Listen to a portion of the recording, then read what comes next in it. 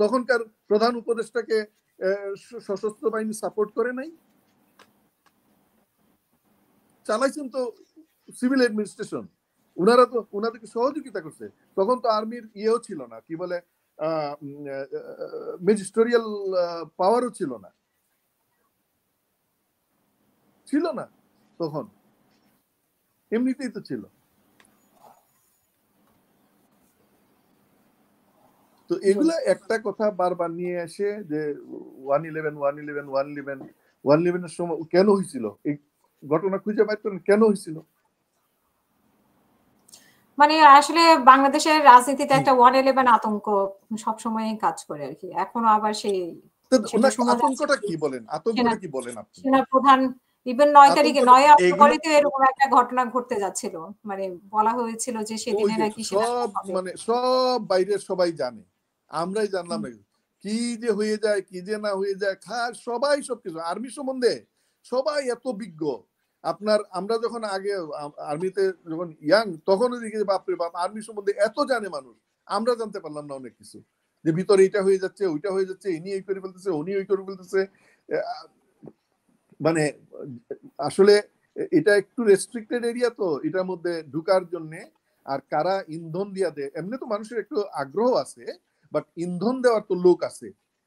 এখন তো আর ইন্ধন দেওয়া লাগে না, অনেক সময় আমরা তো শুনি যে ভিতরে খবর তারা জানে অনেক ভাবে, যারা আমি বলতে চাই আমাদের যারা শত্রু পক্ষ ছিল এখনো আছে, তাদের তো দরকার ছিল এগুলা, আর্মির মধ্যে একটা বিভাজন দেওয়া, আর্মিকে ডিফেম করা, আর্ম ফোর্সেসকে ডিফেম করা, এটা করছে তারা সব দিক দিয়ে, বিভিন্ন ট্র্যাপ করাই তো করছে, তারা তো সাকসেসফুল হয়েছে।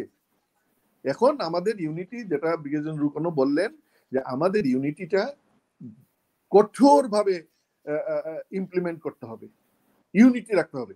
আমি সেই সাথে আরেকটা অনেকগুলো কাজ করে ফেলতেছে আর্মি, যেটা ঠিক হয় না আপাত দৃষ্টিতে আমার কাছে মনে হয়, যে ব্রিগেডিয়ার জেনারেল হাসান নাসির উনি তো দেশদ্রোহী কোনো কিছু করেন নাই, উনাকে পিএনজি করা তো ঠিক হয় নাই, এখন পিএনজি হবে কেন?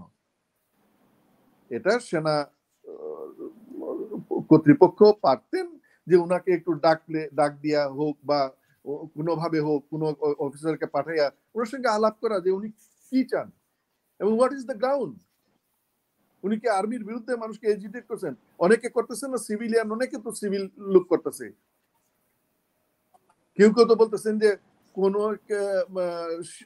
ছেলে পেলে যারা অনেকে প্রাণ দিছে এরা আমাদের সন্তান, যারা প্রাণ দিছে, that does not mean that ওই সন্তানেরই দরকার, আপনার জেনারেলদের দরকার নাই আর্মিতে, তো ব্যান করে দেন আপনারা, অসুবিধা কি? দেশ তো চালায় পলিটিশিয়ানরাই, ওনারা একমত হইলে তো বাদ দিয়ে দেন আর্মিকে। এটা কষ্টের ব্যাপার হয়, কষ্টের ব্যাপার। আপনার নিজের সিকিউরিটিটা বুঝতে হবে, আপনি যাতে শান্তিতে ঘরে ঘুমাইতে পারেন সেই জিনিস দেখতে হবে আপনাকে। আমরা যখন চাকরি করছি, বিডিআরে চাকরি করছি, দিন নাই রাত নাই আমরা দৌড়াই বেড়াইছি, কেন? যে আমার সীমান্তের লোকগুলো শান্তিতে ঘুমাক। আমরা তো কষ্ট করছি, আজও জিজ্ঞেস করেন খুঁজে যেসব এলাকাতে আমরা কাজ করছি, আলহামদুলিল্লাহ মানুষ মনে করে কিনা।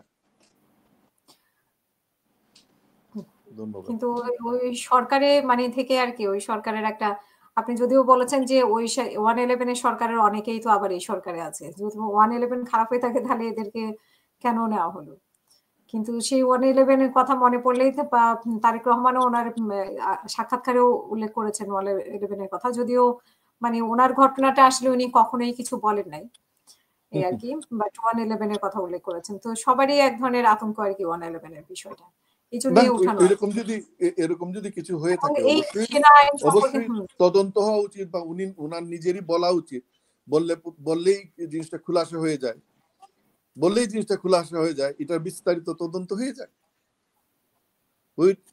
let us kill it once for all। কিন্তু প্রতিদিন মানুষের মনে একটা, আমি জানি না কোন কারা ভীতিকর অবস্থায় ছিল এবং কারা মানে নিরাপদে চলাফেরা করতে পারছে, নিরাপদে কোনো ভালো মানুষ কোনো সময় ক্ষতিগ্রস্ত হয়েছে, হ্যাঁ রাজনৈতিক ভাবে অনেকে ক্ষতিগ্রস্ত হয়েছেন, সেটা অন্য স্টোরি। এখন প্রশ্ন করবে যে অন্য স্টোরিটা কি। এক প্রথম কথা হলো রাজনীতিবিদরা দেশ চালান, তাই না? আমরা তো তাই বলি, জানি রাজনীতিবিদরা দেশ চালান। এক কথা এমনও হয়েছে সিএমএইচ এর ট্রিটমেন্ট নিয়ে, যে সিএমএইচ এর ট্রিটমেন্ট আমরাই তো টাকা পয়সা দিই, আমাদের ট্রিটমেন্ট কেন হবে না সিএমএইচ এ? তো কথাগুলো তো এরকম বলে, তাই সবই বন্ধ করে দিয়ে দেন আপনারা। আপনারাও সুখে থাকেন, আমরাও বাবা এইসব কথাবার্তা না শুনি, আমরাও ভালো থাকি, আপনারা সুখে থাকেন। বাইরে চালান না একটা ইউনিভার্সিটি। আরেকটা জিনিস আমি একটা কথা আপনার এখানে আপনি উঠান নাই, কিন্তু ওই যে ব্যবসা বাণিজ্য নিয়ে আর্মির বিএমটিএফ এগুলা যখন লোকসানি প্রতিষ্ঠান ছিল তখন আর্মিকে ডাক দিয়ে দেওয়া হয়েছে, এটা ডেকে এনে দিচ্ছে। এখন এগুলা লাভের মুখ দেখে তো এখন হ্যাঁ আর্মির সব কাজে ই করার দরকার ছিল না। কেন ওই যে কক্সবাজারে আপনার রাস্তা বানাই দেয় নাই আর্মি? কি দরকারে ছিল? দুর্নীতি। বাইরের লোক দিলে দুর্নীতি হয়, ও তখন আর্মির ডাইকা ডাইকা দেওয়া হয়। আমি নিজে সাক্ষী অনেক জিনিসের, যে বাইরের লোক ও না এটা দিলে পারবে না, দুর্নীতি করবে, আর্মিরে দিয়ে দাও, আর্মিরে দিয়ে দাও। তা আর্মি তো অনুগত প্রতিষ্ঠান, আর্মি করছে অনেক জিনিস, অনেক জিনিস করছে।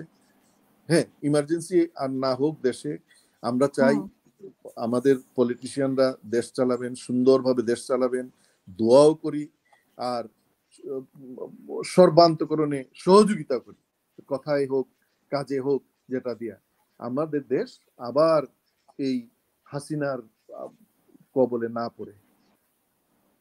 উনার কবলে ইনি আসবে, আরেকটা কিছু অঘটন ঘটাবে, আর শুরু হয়ে যাবে আরেকটা। আমার তো এখন মন খারাপ হয় ডক্টর কামাল হোসেনের উপরে। উনি এই মহিলাকে আইনা দিয়া এই বিড়ম্বনটা করছেন সারা দেশে আজীবন।